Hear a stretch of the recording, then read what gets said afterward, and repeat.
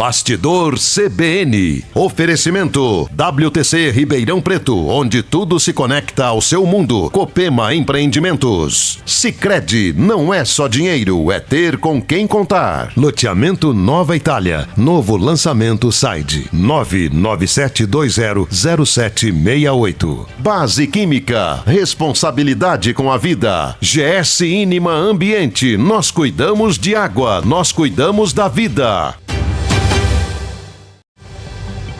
Sábado, 11 e pouco da manhã, o nosso compromisso do Bastidor CBN com o nosso ouvinte, trazer pessoas importantes, assuntos, temas também muito interessantes. E hoje é um convidado muito especial, Demétrio Martinelli Bagnoli. Demétrio, obrigado por nos atender e falar conosco. Prazer é meu. Bom, o Demétrio é jornalista, doutor em Geografia Humana, sociólogo, escritor, formado pela Escola de Comunicação e Artes da USP, comentarista da Globo News, colunista de jornais, enfim. E eu convidei o Demétrio para a gente falar desse mundo em guerra, né? Essa coisa maluca aí que está transformando a nossa vida, parece que veio para ficar, né, Demétrio? Hoje você não consegue mais acordar de manhã e não saber se tem algum conflito, alguma coisa acontecendo, fora os que tem das prorrogações, no esticar desses conflitos, mas parece que será que aconteceu mais alguma coisa nesse mundo? É por aí, não? É por aí, porque a ordem mundial que tinha sido reformulada no final da Guerra Fria, lá para 89, 90, né? Ela foi se desagregando, essa nova ordem mundial do pós-Guerra Fria, ela foi se desagregando aos poucos e então rapidamente. Na última década, eu diria, ela foi se desagregando rapidamente. Nós temos aí uma rivalidade global entre Estados Unidos e China, e à sombra dessa rivalidade, temos também uma nova agressividade da Rússia, que é produto de um revanchismo nacionalista russo. Isso gera a guerra na Ucrânia, e nós temos uma instabilidade crônica no Oriente Médio, que se precipita depois dos ataques do Hamas de outubro de 2023, da guerra movida em Gaza por Israel, e especialmente com a aliança entre Donald Trump e Netanyahu, que produzem a guerra no Irã, uma guerra que não teve conclusão, uma guerra que deixa o Irã mais forte, paradoxalmente, e que faz com que Donald Trump, sem saída, precise prolongá-la até conseguir algum tipo de acordo com o qual ele possa cantar vitória. E com uma corda no pescoço, né, Demétrio? Porque ele tem uma eleição importantíssima aí nesse fim de ano, que ele vai ter que enfrentar, né? No legislativo americano, e a corda que ele achava que não ia ter no seu pescoço, eu tenho essa impressão que ele achava que não ia ter, realmente ela apareceu e vai apertando, e tá difícil a situação dele, né? E isso é produto de uma contradição muito séria entre o discurso eleitoral de Donald Trump e as suas ações mais recentes. No seu discurso eleitoral, Donald Trump prometeu uma postura de isolamento internacional, no sentido de que os Estados Unidos não se engajariam em novas guerras eternas, coloque aspas aí no guerras eternas. Essa foi uma promessa fundamental de Donald Trump, algo popular nos Estados Unidos, e algo que respondia e responde a um desejo da sua base eleitoral. A sua base eleitoral e o seu movimento, o MAGA, né? Make America Great Again, é um movimento isolacionista, nacionalista, que se opõe a envolvimentos dos Estados Unidos no exterior. E ele rompe radicalmente essa promessa ao se envolver no ataque ao Irã. um ataque que ele imaginava que teria um resultado muito positivo, uma vitória rápida, um triunfo consagrador, e que, no lugar disso, produz um impasse e uma humilhação dos Estados Unidos. E ele queria em Porque nesse pouco momento, espaço de tempo, né?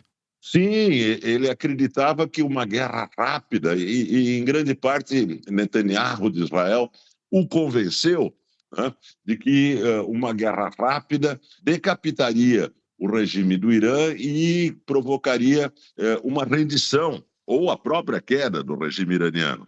Era essa a expectativa de Donald Trump e com esse triunfo rápido, ele iria consagrado para as eleições. No lugar disso, ele tem um impasse humilhante, porque hoje o que os Estados Unidos tentam é conseguir que se retorne ao status quo anterior à guerra, ou seja, que o Estreito de Hormuz seja reaberto, sem controle do Irã. O outro objetivo, o fim do programa nuclear iraniano, continua tão distante quanto era antes da guerra. Então, o Donald Trump está saindo da guerra com uma derrota humilhante e, por isso, ele precisa insistir nesse seu programa mínimo, que é a reabertura do Estreito de Hormuz, algo que o Irã não pretende dar. E, bom, nós estamos nesse sábado com o Demetrio Magnoli, jornalista e conhecido de todo mundo, um estudioso na política, na geopolítica mundial. Nós estamos falando aí dos conflitos de guerra e, bom, lembrar que os políticos, né, eles passam, mas as histórias é aquela coisa, né, cada um tenta levar uma diretriz sua. Esse problema Israel-Irã, que na realidade não é um problema americano, né, o americano entrou na história de Israel, mas Israel e Irã é um conflito muito antigo, né, é um conflito que veio até com a vida dos chás, né? Trazer um bom momento para Israel, a aceitação de Israel no Oriente Médio como país, como população, como povo, mas depois que os ayatolás assumiram, a coisa mudou. Então não é uma coisa recente, né, Demetrio? E muda governo atrás de governo. A gente vai vendo, o Iraque uma hora é oposição a Israel, o Iraque outra hora está do lado de Israel, e aí esse conflito acaba tomando história e parece que fica sem fim, né? Pois é, veja, o conflito Israel-Irã, ele começa com a Revolução Iraniana de 1979. Antes de 79, durante o regime do Shah, Reza Pahlavi, no Irã, o Irã era um país, inclusive, próximo de Israel. Não havia conflito entre Irã e Israel. Havia um conflito de Israel com os países árabes ao seu redor e com os palestinos nos territórios ocupados, mas não com o Irã. O Irã foi refundado em 1979 pela Revolução Iraniana em torno de dois conceitos entrelaçados. O primeiro conceito, a ideia de que o governo deve ficar a cargo de uma casta religiosa, os ayatolás. E um conceito externo, interligado a esse, que é a destruição de Israel. A destruição de Israel está no DNA da República Islâmica do Irã, fundada em 1979. A partir daí, o Irã começa a armar milícias regionais, aliadas suas, no chamado, coloque aspas aí, eixo da resistência contra Israel. Então, arma o Hamas, lá na faixa de Gaza, o Hezbollah no Líbano, os Houthis no Iêmen e uma série de milícias xiitas no Iraque, né, que tinha sido desestabilizado internamente depois da queda de Saddam Hussein com a invasão americana. Então, essa estrutura de alianças com milícias regionais que o Irã cria faz com que, do ponto de vista de Israel, a destruição do regime iraniano ou o seu enfraquecimento se torne um objetivo nacional muito importante. né? Então, daí se cria um conflito que vai prosseguir, porque o regime iraniano não foi derrubado e porque as suas milícias regionais continuam atuantes. E que cria, né, as nomenclaturas, as verborragias e semânticas, né, do pequeno Satanás e do grande Satanás, né, para o Irã, para a religião dos ayatolás. O Israel é o pequeno Satanás e os Estados Unidos o grande Satanás, e isso parece que não tem fim, né? Exatamente, porque isso é fundamental na legitimação interna do Irã. Isso é que é importante. Do ponto de vista da legitimidade interna do Irã, o regime se apresenta como um regime hostil aos Estados Unidos, ao Ocidente, ao grande Satã, e hostil ao pequeno Satã regional que o regime apresenta como um braço do grande Satã. Isso é fundamental para o regime. Regime esse, aliás, que sofreu uma mudança importante nessa guerra. De um regime que tem o seu centro de gravidade na casta clerical, ele vai se tornando um regime que tem o seu centro de gravidade nos militares, na guarda revolucionária. É essa transição que a gente assiste hoje no Irã. A Guarda Revolucionária continua utilizando a simbologia do Islã, do poder clerical, e é por isso que Mortada Khamenei foi indicado como o novo líder supremo, e as suas ordens escritas parecem ser a lei no país, mas o poder real se transferiu para os militares, para a Guarda Revolucionária. A questão religiosa se tornou menos importante e um nacionalismo revanchista persa se tornou fundamental no Irã, que emerge dos ataques dos Estados Unidos e de Israel. Bom, eu vou chamar o intervalo, nós estamos com o jornalista Demétrio Martinelli Magnoli. Eu vou chamar o intervalo rapidinho, daqui a pouquinho nós estamos de volta com o segundo bloco do programa. Até já! Bastidor CBN. Oferecimento WTC Ribeirão Preto, onde tudo se conecta ao seu mundo. Copema Empreendimentos. Sicredi, não é só dinheiro, é ter com quem contar. Loteamento Nova Itália. Novo lançamento Side 997200768. Base Química. Responsabilidade com a vida. GS Inima Ambiente. Nós cuidamos de água, nós cuidamos da vida. Bastidor CBN. Apresentação: Edmo Bernardes. Estamos de volta com o segundo bloco do Bastidor CBN deste sábado, recebendo Demétrio Martinelli Magnoli, jornalista, doutor em Geografia Humana, sociólogo e escritor brasileiro, né? Está trazendo aí uma lucidez, uma luz para a gente sobre esse mundo em conflito que parece não ter fim.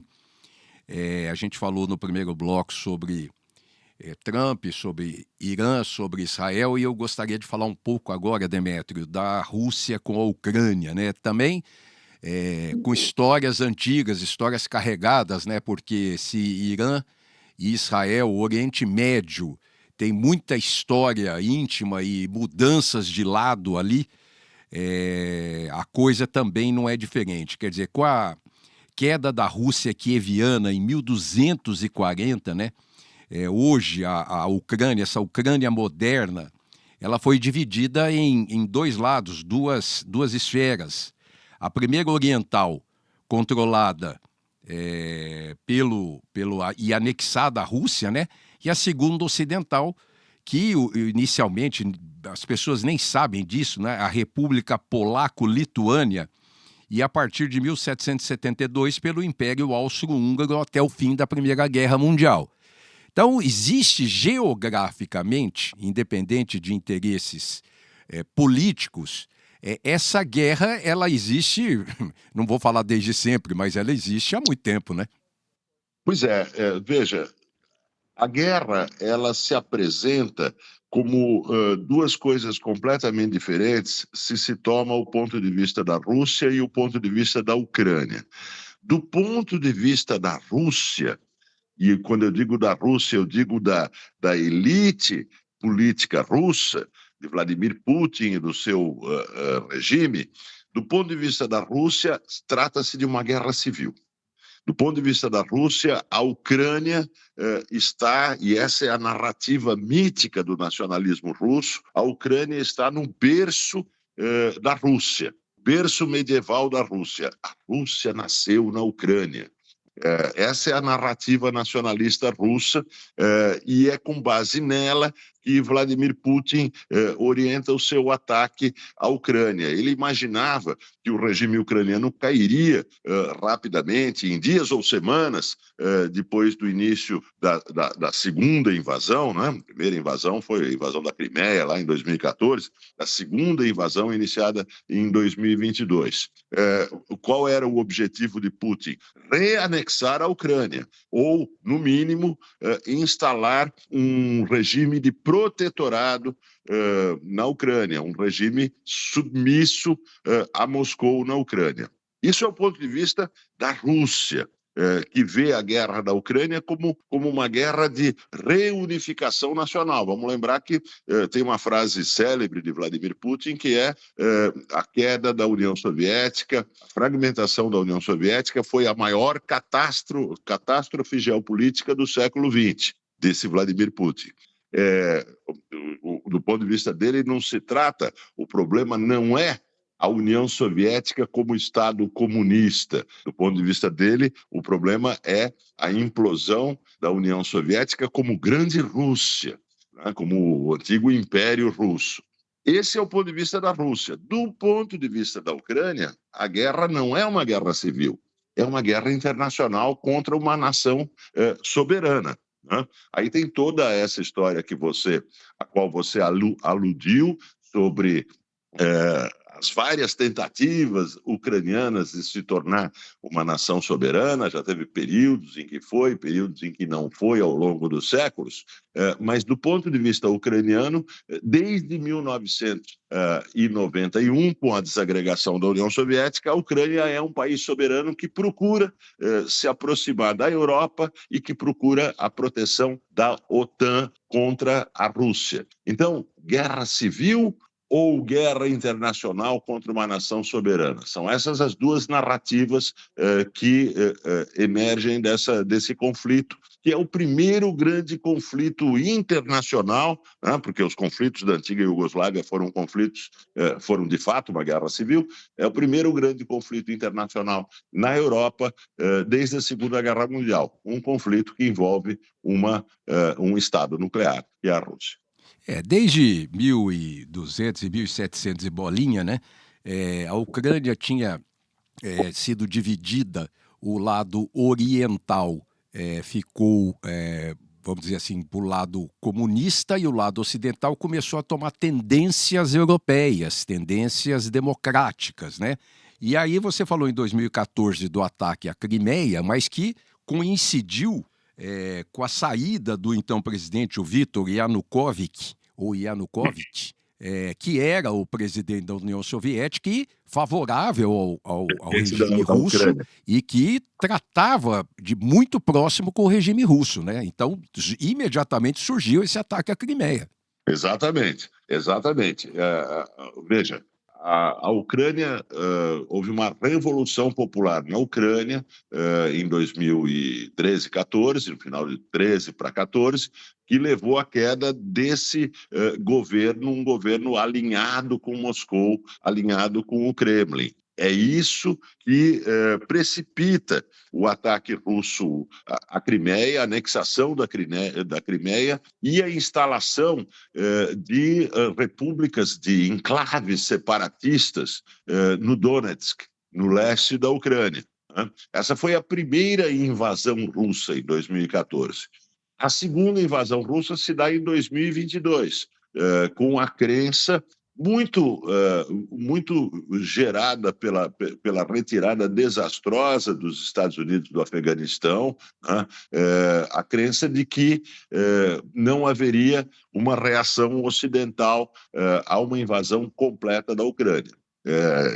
É isso que impulsiona Vladimir Putin a invasão de 2022, que, como eu disse, ele imaginava que seria um domingo no parque, e suas forças chegariam a Kiev em dias ou semanas, e que o regime ucraniano, o governo ucraniano, cairia em pouco tempo.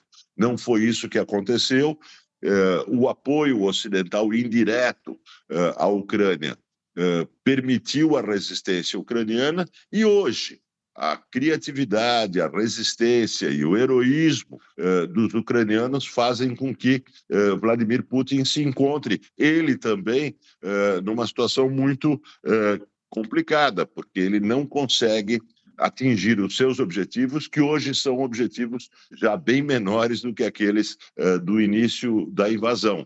Já não se trata mais de conquistar toda a Ucrânia, mas de, pelo menos, conquistar todo o leste e o sul ucranianos, anexando o Donetsk e anexando as províncias do sul da Ucrânia, lá no Mar Negro. O Donbás, né? A região do Donbás.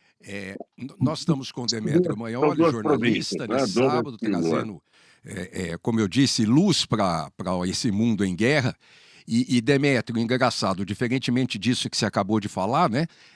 Uma guerra que o Putin achava que ia ser rápida também, como o Trump achava que ia ser rápida lá no Irã, e foi tomando um corpo diferente de 2014, como, por exemplo, quando foi tomar a Crimeia, ali sim foi rápido, ali foi uma coisa muito rápida, porque ali naquela região ainda viviam e devem viver até hoje muitas pessoas que eram de origem russa, né? Que não são desse novo modelo, sei lá se eu posso falar isso, esse novo modelo de Ucrânia que o presidente Volodymyr Zelensky, o povo ucraniano quer, essa Ucrânia democrática, essa Ucrânia focada na OTAN, mas naquela época, na Crimeia, quem estava lá habitando lá, em 2014, era a turba russa, era a população russa. Então a tomada foi bem fácil, mas hoje está difícil acabar com tudo isso, né?